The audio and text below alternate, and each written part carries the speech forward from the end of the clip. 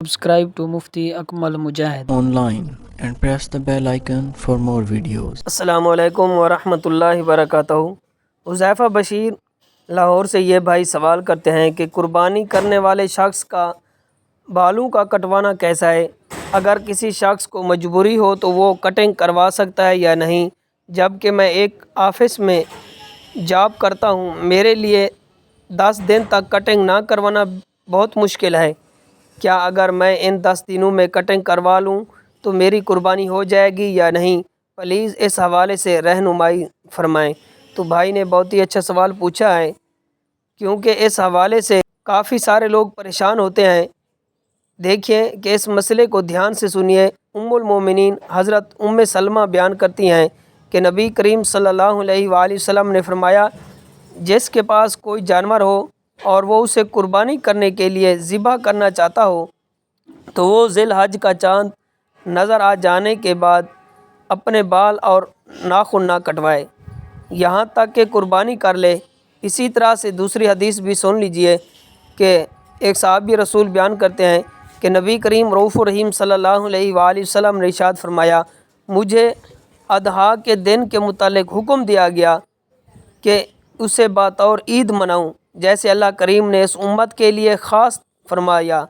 تو جب ایک صحابی نے قربانی کے فضائل سنے تو اس نے عرض کی، یا رسول اللہ صلی اللہ علیہ وآلہ وسلم، اگر مجھے دودھ دینے والے جانور کے سوا کوئی اور جانور نہ ملے تو کیا میں اس کی قربانی کر سکتا ہوں؟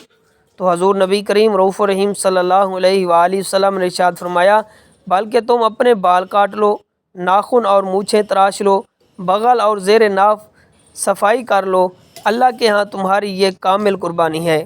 یعنی اگر کسی شخص کو قربانی کرنے کی استطاعت نہیں ہے تو وہ ذی الحج کا چاند نظر آ جانے کے بعد ناخن اور بال کاٹنے سے رکا رہے اور پھر عید والے دن یہ کام کر لے تو اللہ کریم اس کو پوری قربانی کرنے کا ثواب بخشے گا۔